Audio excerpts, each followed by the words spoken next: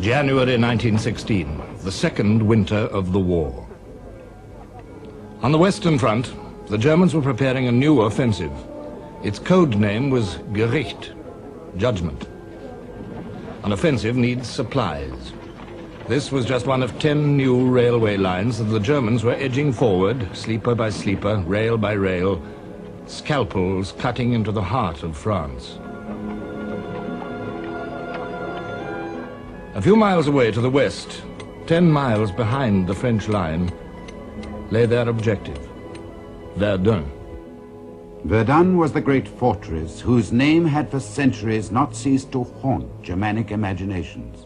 It was the great advanced citadel of France, the principal bastion of her eastern frontier, whose fall, resounding throughout Europe, would efface forever the victories of the Marne and the Isère.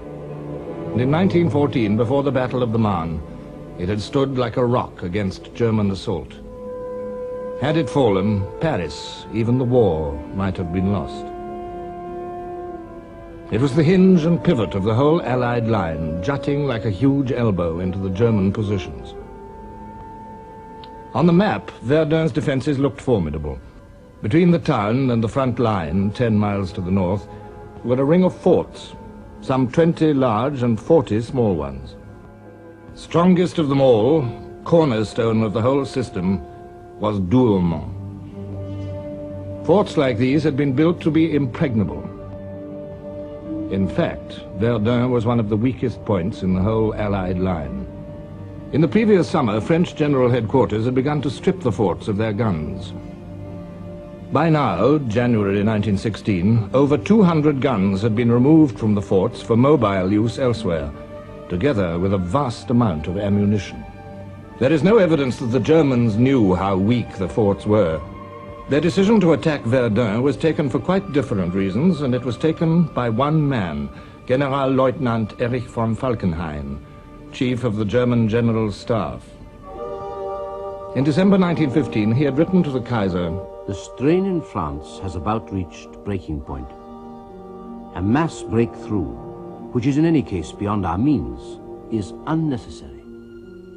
Within our reach, there are objectives, for the attention of which the French General Staff would be compelled to throw in every man they have. If they do so, the forces of France will bleed to death." Falkenhayn's directive to the staff of the German Fifth Army spoke only of an offensive in the direction of Verdun. There was no mention of capturing the city. But the Crown Prince William, the Kaiser's eldest son, who commanded the Fifth Army, had other ideas. The objective is to capture the fortress of Verdun by precipitate methods. It was this discrepancy in interpretation which was to cost Germany dear. 140,000 men were assembling for the attack. Entire villages behind the lines were evacuated to make room for them. Most impressive of all were the guns that were to do the bleeding white. The guns came from as far away as Russia and the Balkans. Siege mortars, naval guns, quick-firing guns, field guns, mine throwers, 1,200 guns in all. And to supply this fearsome armory, 1,300 munition trains, 2.5 million shells. With the greatest secrecy, the build-up continued through the damp days of January. On the other side of the lines, alarm at the state of Verdun's defenses had at last penetrated to General Headquarters at Chantilly.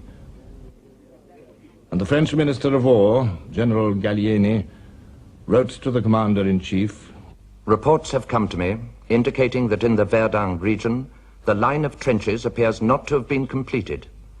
Should the enemy break through, not only would your responsibility be involved, but also that of the entire government." Joffre replied, "Nothing justifies the fears which you express in your dispatch." German planes patrolled the forward area in strength, waiting to pounce on any French reconnaissance planes. They had complete air superiority. They had assembled the greatest concentration of air power ever employed in war so far.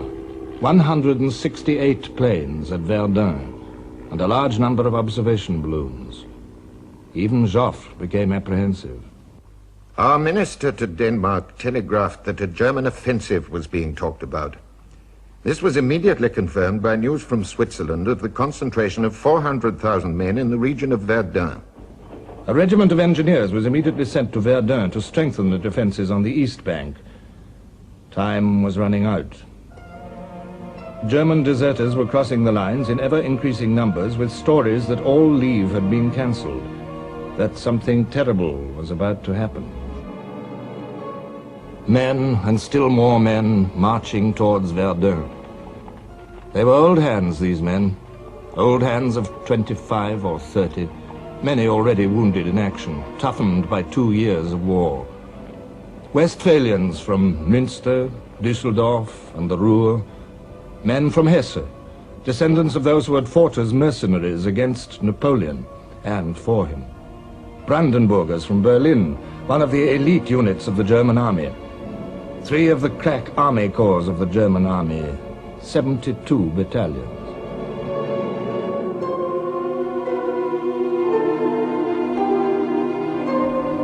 Their wait was a fearful one. On February the 11th, the day before the attack, Verdun's treacherous climate came to the aid of the French. The attack was postponed. It gave the French a little time to improve their defenses, to settle in 2 new divisions that had just arrived. These men, like the Germans, were veterans, young men grown old before their time. Poilus, the French public called them, the hairy ones. It was a nickname they disliked. Few of them fought any longer for such noble aims as the recovery of Alsace and Lorraine. They fought for the remaining land of France. And so they waited. 34 battalions of them, 30,000 men. Ill-prepared, outnumbered by over 2 to 1, and by much more in guns. The hour is near. In our wood, the front trenches will be taken in the first minutes. My poor battalion, spared until now. The dawn, February the 21st. 20 miles behind the German lines, a Krupp's 15-inch naval gun raised its barrel from its camouflage netting.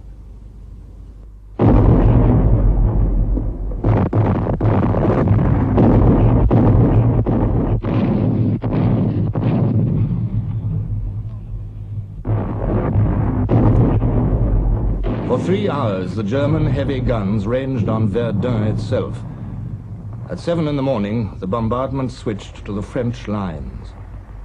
1 heavy battery to every 150 yards of trench, and to the roads leading up to them. Gun after gun joined in, 1,000 in all firing onto 6 miles of the French front. To the French, cowering in the woods of the East Bank, the air seemed solid with whirling fragments. The shells appear like great ghosts, axing the trunks, mangling the branches into hanging shreds.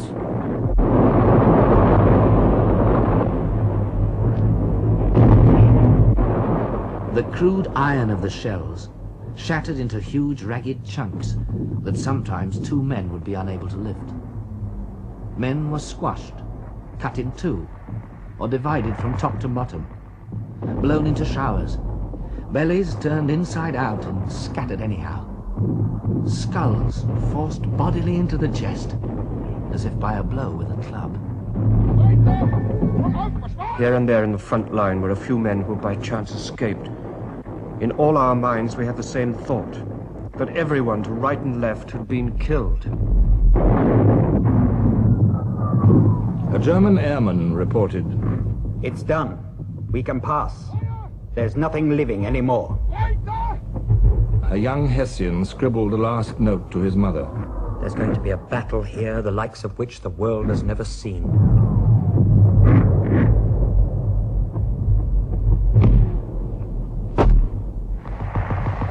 The Germans had 8 miles to go. Their fighting patrols slipped forward like a dentist's probe.